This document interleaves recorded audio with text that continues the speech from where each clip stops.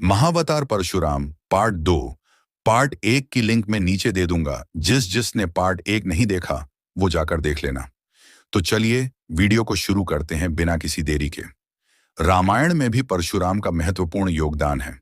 जब भगवान राम ने मिथिला में राजा जनक के स्वयंवर में शिव धनुष तोड़ा तो यह खबर परशुराम तक पहुंची। शिव के परम भक्त होने के नाते परशुराम यह जानने आए कि किसने उनके आराध्य का धनुष तोड़ा। वे क्रोधित होकर अयोध्या पहुंचे और राम को युद्ध की चुनौती दी। राम ने विनम्रता से परशुराम का स्वागत किया और उनकी चुनौती स्वीकार की। परशुराम ने राम को विष्णु का धनुष शारंग दिया और उसका संचालन करने को कहा। राम ने न केवल धनुष को आसानी से संभाला बल्कि एक बाण से परशुराम की तपस्या से अर्जित शक्ति को भी नष्ट कर दिया। परशुराम ने तब राम को विष्णु का अवतार पहचाना और उन्हें आशीर्वाद देकर महेंद्र पर्वत पर तपस्या करने चले गए।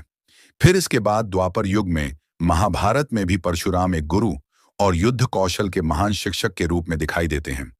उन्होंने कई प्रमुख पात्रों को प्रशिक्षण दिया, जैसे एक कुरुवंश के पितामह भीष्म उनके शिष्य थे।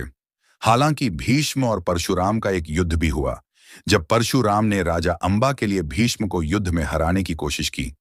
यह युद्ध 23 दिनों तक चला और अंत में बिना किसी निष्कर्ष के समाप्त हुआ।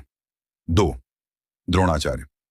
परशुराम ने द्रोण को युद्ध कला सिखाई जो बाद में कौरवों और पांडवों के गुरु बने। 3 कर्ण। परशुराम ने कर्ण को भी प्रशिक्षण दिया, लेकिन जब उन्हें पता चला कि कर्ण क्षत्रिय है जबकि कर्ण ने ब्राह्मण होने का दावा किया था, तो उन्होंने उसे शाप दिया कि वह अपनी विद्या को महत्वपूर्ण क्षण में भूल जाएगा।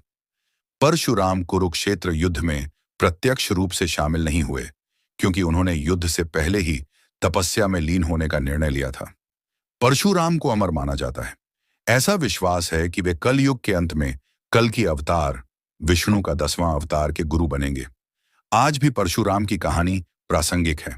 वे धर्म, न्याय और कर्तव्य के प्रतीक हैं।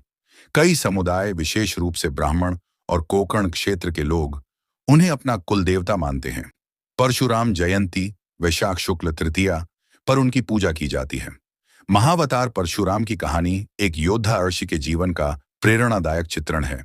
उनका जीवन हमें सिखाता है कि शक्ति का उपयोग धर्म की रक्षा के लिए होना चाहिए और क्रोध को नियंत्रित कर सकारात्मक दिशा में लगाना चाहिए। यह कहानी यहीं समाप्त होती है।